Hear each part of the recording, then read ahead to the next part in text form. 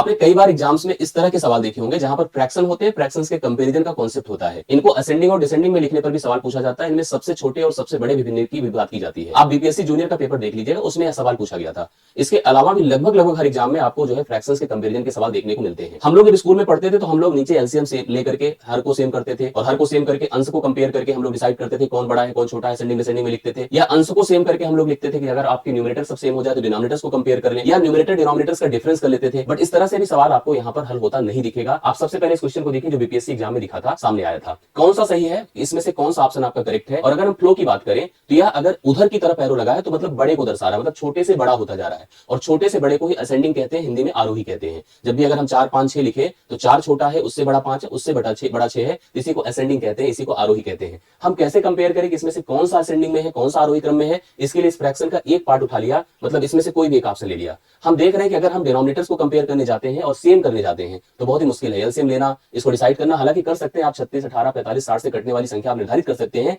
लेकिन हर सवाल में ऐसी स्थिति नहीं रहती है और इस सवाल में भी उतना आसान नहीं रहेगा। इसके लिए आपको मैं सबसे बेहतर तरीका बताता हूं। और डिनोमिनेटर के अलावा न्यूमरेटर तो बिल्कुल सेम होने की स्थिति में नहीं है। अगर मैं एक थोड़ा सा ऐसे आइडिया दे दूं, अगर मैंने कहा अगर सपोज करिए कि 5/3 है और ऐसे 7/4 है, इनमें से कौन बड़ा है कौन छोटा है, एक सिंपल अप्रोच होता है कि आप इसका इससे मल्टीप्लिकेशन करें, 5 चौके 20, 7 त्रिक 21, बड़ा कौन हुआ बताएं 21, मतलब 7/4 बड़ा है। यहां कैसे किया जाएगा इसको समझिएगा। इसके लिए हमें इन सब के डिफरेंस पर जाना होगा। इसका डिफरेंस देखिए कितना है 5 का, इसका डिफरेंस कितना है 1 का, इसका डिफरेंस कितना है 2 का, इसका डिफरेंस कितना है 1 का। 5 से 1 से 2 से और 1 से कटने वाली संख्या है, इनका एलसीएम ले लीजिए। 5 और 2 से कटने वाली संख्या ले लीजिए तो आपका काम हो जाएगा, जो कि 10 होगी। करेक्ट है, 5 और 2 से कटने वाली संख्या 10 होगी। अब आपको क्या करना चाहिए, एकदम सिंपली आपको सवाल का सलूशन मिलेगा। 5 दूना 10, 2 31 दूना कितना होता है 62।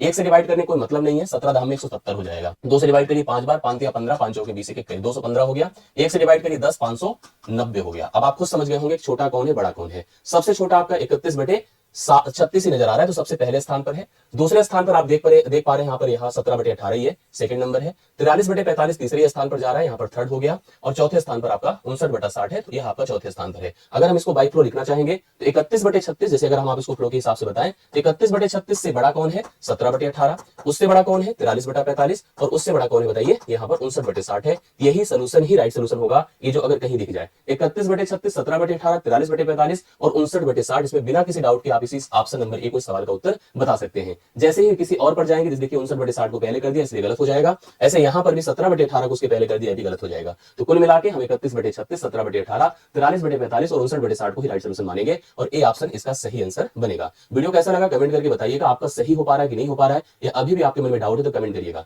बाकी इसी तरह के कंटेंट के लिए जुड़े रहें और हमेशा इसी तरह की कनेक्टिविटी बना के रखेंगे, हम एक अच्छी तैयारी हम लोग कर सकते हैं। आज के लिए इतना, थैंक यू सो मच।